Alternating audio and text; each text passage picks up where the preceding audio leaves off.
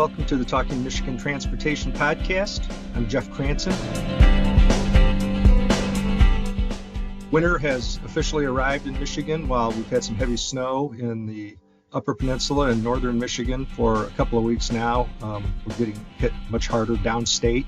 As always, lake effect is a huge factor along the Lake Michigan shore. So some of the western counties are having a lot of severe weather that's, having an impact on driving, of course.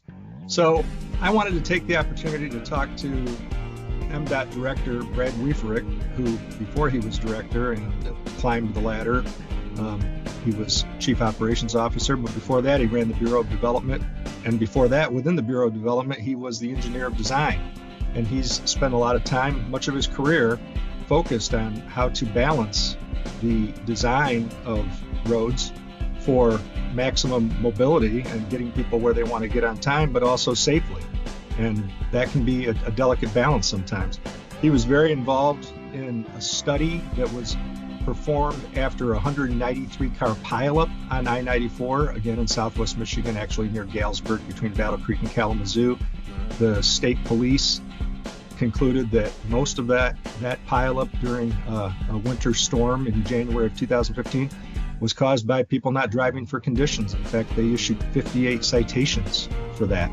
So some of the things that came out of that study, what can be done to human-proof the system, make it safer, knowing that people are prone to mistakes and that crashes are going to happen. What can we do about that? We're going to talk about that, and we'll talk about some other things going on in transportation as we approach the end of 2024. So I hope you enjoy the conversation. So once again, I'm with MDOT Director Brad Wieferich. I mentioned in the introduction that we were going to talk a little bit about his background in design and how that's informed his thinking over the years. As somebody who went to college, trained to be a civil engineer, got into transportation and is passionate about design and about building roads that both get people where they need to be as quickly as possible, but also as safely as possible. And sometimes those things seem like they're in conflict. So, Director, thanks for being here. Can you talk a little bit about how you balance that?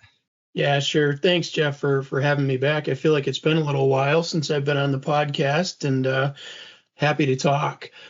I do have a fairly rounded background. I started my career as a consultant in construction, working out on the highways, working in work zones, some of the big freeways around the Chicago area. So I have that perspective. You mentioned I was in design and, geometrics and really the layout of the road and trying to figure out through crash reviews and whatnot, what sorts of changes should be made. That was a big part of what I've done. And, obviously, as I've made my way through the administrative ranks here, it is a pretty broad perspective of a lot of the issues, especially when it comes to the operations of the roadway and how folks are using them. That is a focus of the department right now. You and others have heard me say before that we, in the past, had been very focused on the physical infrastructure itself, which is important. We need good roads. We need good bridges that are safe. But potentially even more important is really how people use them. And I think that's kind of creating a bit of a mind shift about how we go into project development. It's not just, the checkbox engineer going down the checklist on the standards. You really need to take a look at what's going on out there and what the uses actually are, and making sure that whatever project we roll out is really addressing the needs of all users, kind of that holistic approach to making sure that we're addressing as many issues as possible.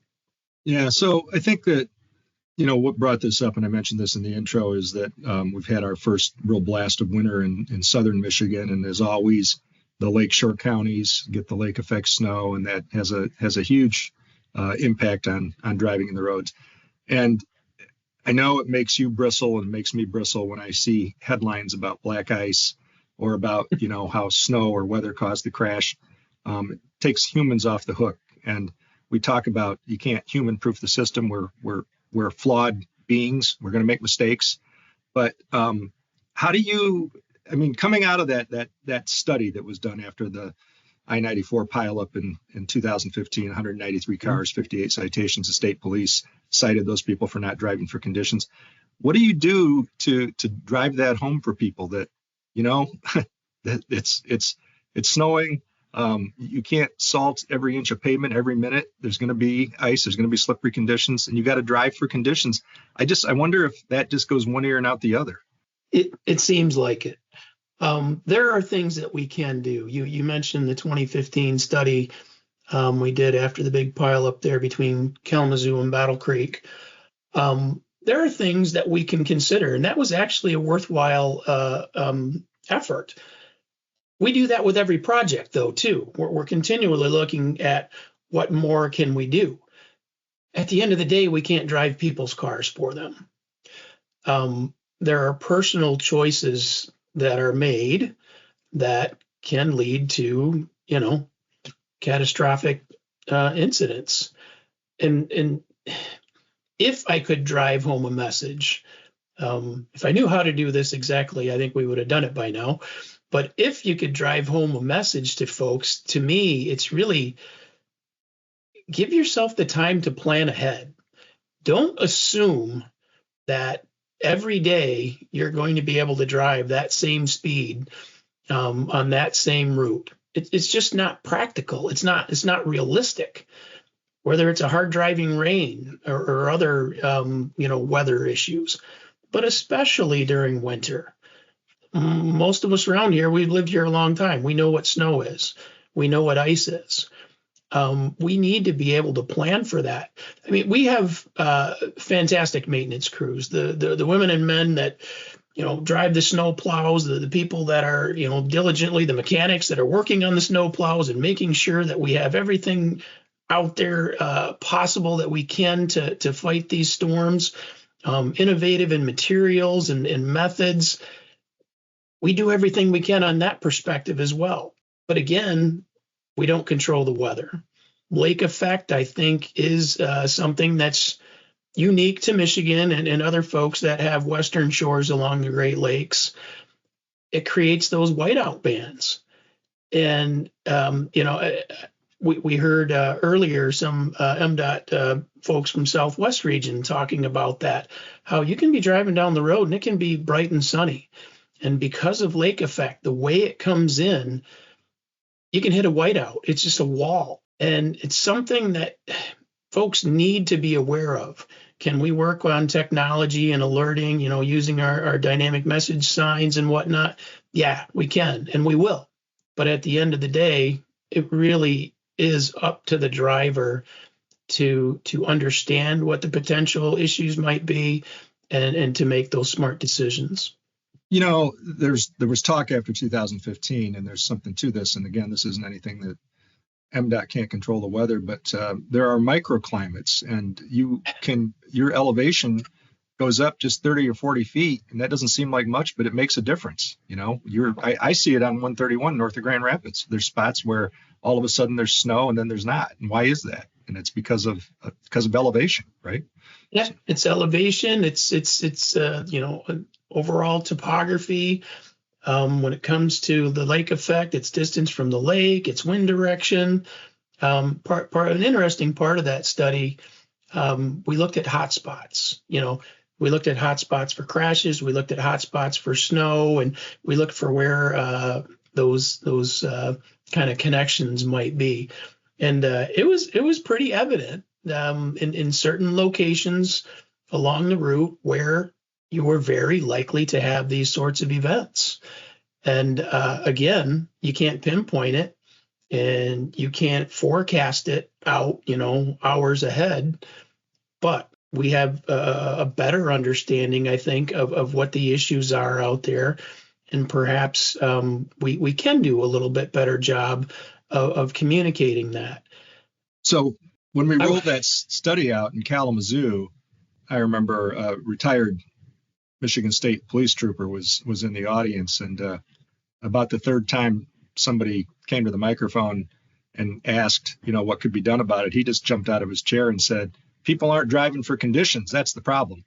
And that is the problem, but we still feel an obligation, I know you especially, to try to mitigate as much as possible, understanding that people are going to not drive for conditions and drive too fast and think that they should always be able to drive the speed limit, and basically not build in enough time, because right. we all expect our 30-minute commute to always be 30 minutes, right? Yeah. So I don't know. In talking to other states and other safety officials, maybe it is all about messaging and coming up with something creative, but I don't know that what people see on the message boards sinks in enough to change behavior. I wish it did. And you kind of mentioned something that I think you're right. As DOT employees, whether it's the engineers and technical folks that do the designs, or it's the folks in maintenance, we take things very personal. We have a lot of ownership of this, and we want very much to be able to find some, silver bullet that's going to fix these issues. And it's frustrating. It gets frustrating when we know we're doing everything we can and we're still having these issues. So, we're not going to stop. I mean, we're going to continue to keep looking for solutions as technology advances, as vehicle connectivity advances. Yeah, maybe there's going to be more availability of some technical solutions we may be able to employ that can help with this. So I think, as far as our folks, it can get frustrating, but we need to keep plugging at it, and we need to keep looking for what's next and what else. That's on kind of the engineering and maintenance side. To your other point, though, I do think we need to figure out how we message this and how we get it through to people. What you said, and that you just can't expect that every day it's a half-hour commute. There could be construction. There could be another crash. There could be other weather events, and you just need to be prepared for that. I tell you what, I'm on the road obviously a lot, Detroit and back especially. I'm always using Waze and or one of the other Apple Maps or Google Maps. I'm constantly looking at our MyDrive site as well. I use that a lot, whether I'm driving for work or for pleasure, heading north, just to see, what's going on up ahead, and looking for incidents and whatnot. So again, I can plan my trip and have a better expectation, and not just have one expectation that it's going to be the same every time.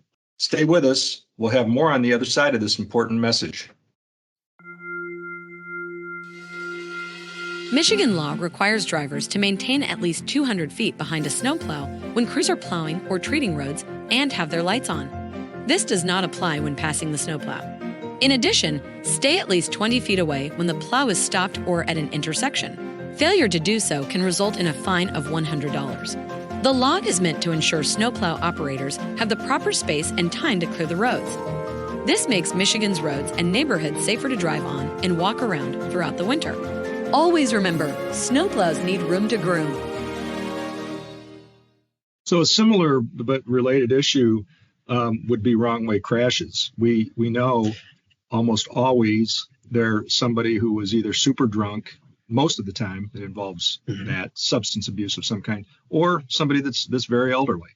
And yep. I credit the MDOT traffic safety people for not throwing up their hands and saying, hey, we can't do anything about that, because that's human behavior making bad decisions, and trying to come up with some things which they've introduced most recently around Grand Rapids. I think it's too early to say what's going to succeed and what isn't, but some other states have tried some things with beacons and flashing lights. It's the same kind of thing, right? You probably feel like, look, we can talk about this all we want. Can we keep doing things that make somebody who should never probably be behind the wheel anyway, then not get on the freeway going in the wrong direction? Right. There's only so much we can do from a technology and engineering standpoint. There's plenty of other societal issues that are often the root cause of some of these things. But again, that's not going to stop us for looking for new and innovative ways. Yeah, I kind of brought up the vehicle to vehicle or the vehicle to infrastructure type of connectivity, connected autonomous vehicles, right? When it comes to ITS and CAV issues, one of the things that we're really trying to shift our focus on is not just on introducing some shiny new toy. Hey, this is really a whiz bang technology idea. Let's do this. But instead, let's pull back and say, let's define what our problems are first. Let's define problem statements, and then let's go out to the market. Let's go out to industry and say, what can you do? Here's the problems we're having. How can your technology provide a solution to our issues? So I think if we really become that, solution-based, take that solution-based approach, I think we're going to be far better off, because I think that may even help frame where folks go with their technology. If they really know exactly what we're trying to fix, there might be more appropriate application that could actually move the needle. Yeah, that's actually, you think about it now, modern vehicles tell you not just what the temperature is, but that it's probably going to be icy, right? Mm-hmm. And Yep. You've got auto braking and lane assist and all the things you're talking about. As those things become more prevalent, it's got to make a huge difference. But it also seems like, as you and I have discussed, the more we do to make the cars safer, the more distractions we create for the driver. I know that's a big catch-22. My newest car is about 5 years old right now, and I see some of the heads up or the displays, in-dash displays in some of these vehicles now, and they're almost as big as my computer screen that I'm looking at. And I think for every second that you're looking at that screen versus the road is obviously a bit of an issue. All of those things that you were mentioning, the lane assist, brake assist, whatnot, in my opinion, those are steps towards more autonomous type vehicles. I think full autonomy is obviously a ways off, but the more things we can put in there to help people to, maybe minimize the mistakes and the errors has to be helpful. But at the end of the day, I'm sorry, every time you get in your car and you turn the key on, you have a responsibility. And it's an important responsibility to be able to understand just how important driving is and how quickly things can blink or change in the blink of an eye. Most of us that have worked for the department have had the unfortunate opportunity to have to see aftermath of what happened, maybe not personally right away, but through some of the crash reviews and whatnot. And you kind of shake your head sometimes and think, oh gosh, if just for this one thing, this crash wouldn't have happened. So at the end of the day, I really do think it comes down to a lot of personal responsibility. And if we can figure out how we can message that and really get through to people, we'll all be better off. Yeah, I wonder if the driver's ed programs, how much they focus on winter driving. That's something that could also help, because I remember, when I took driver's ed a long time ago, it was during the summer. And, maybe every program should be in the wintertime. Mine too. I have 3 boys that are all well into driving age now. And I can remember going out with them, the boys I guess the oldest got his driver's license in the winter. So we made it a point to go out onto the roads, hopefully lower risk roads, lower volume roads. And we'd go out and just have a drive just so they can get used to it. And it is something that you really need to learn. And it seems like every year, first snow in Michigan, there's a lot of people that need to relearn it. Yeah. And our kids never had to learn to pump the brakes. Nope, or downshift. Yeah. So let's touch quickly. As you mentioned, you haven't been on the podcast in a while. So a couple other things while you're here. The House concurred quickly with the Senate after the work zone safety camera legislation made it there. That's a good thing. We know that not everybody's crazy about this concept, but overall, I know you think this will be a good thing and will make for safer work zones. Absolutely. That one was a big one for us and for industry and for the folks that are, in our work zones. Yeah, I've talked about this before. It's not about us wanting to write a bunch of tickets. This is really about trying to affect behavior, kind of what I was talking about before, and trying to ensure compliance. This won't be a gotcha. We're required to have pre-signing that says, hey, there's speed camera enforcement ahead. It's going to be very obvious. It's not like we're going to be hiding cameras behind bushes and trees and, barriers.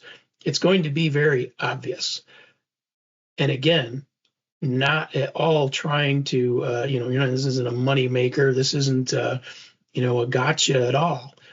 It's really about ensuring that folks see that, understand it, and hopefully that their behaviors will be what we think they should be when they're driving through work zones. So what as you look to 2025 and you think about, challenges, you've been, let's see, you were made interim director, acting director in 2022. A few months later, you became director. So you've been at it for really 2 years now as director. What do you see as the big challenges in the year ahead?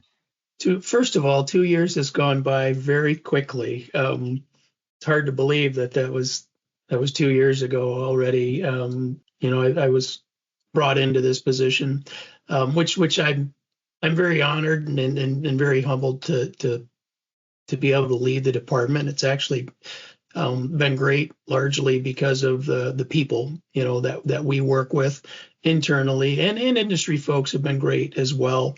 Obviously, one of the big things that we're going to face in 25, and it's not a new one, is funding. I mentioned before that we're trying to go from a focus on the infrastructure to more about how people use it and how different people use it, how all people use it. That has the potential to require more resources to do the things that we want to do. I think we're going to have to prioritize. We're going to have to balance. I don't think that we're ever going to be an agency that is so flush with resources that we can do everything for everyone. But now that we've kind of broadened our focus a little bit, we're going to have to really think about how we prioritize, whether it's the physical infrastructure, whether it's active transportation, non-motorized, whether it's transit and public transportation or the other modes. Those are all things that are going to kind of add to the challenge that we have overall with funding. And I don't want to say that negatively. It adds to the challenge. It's really trying to add opportunity to make sure that we're able to deliver a very comprehensive transportation system. So who knows? We'll see what happens here in the within the next month and obviously in the coming year. I'm very optimistic. I know that the governor is obviously ran on a platform originally of fixing the damn roads. I know that she is very committed still to infrastructure and to the roads. So, hey, I'm going to remain optimistic that we're going to be able to work together with the legislators and the governor's office in order to get to a solution. Yeah, sounds good. I think it'll be interesting to watch both the next few weeks and then again as we go into the new year. Well, thank you for taking time to do this. I appreciate it. I know that the people that are out on the roads, either supervising the local agencies that do some snow plowing and winter maintenance for MDOT or those direct forces, they'll be happy to hear that you're so proud of their work. So thanks. Absolutely. I don't think enough can be said for those folks. That makes for an interesting winter for those people, and just so thankful that we have people that are committed to do that. Yeah, absolutely. I'd like to thank you once more for tuning in to Talking Michigan Transportation. You can find show notes and more on Apple Podcasts or Buzzsprout. I also want to acknowledge the talented people who help make this a reality each week, starting with Randy Debler, who skillfully edits the audio, Jesse Ball, who proofs the content, Courtney Bates, who posts the podcast to various platforms, and Jackie Salinas, who transcribes the audio to make it accessible to all.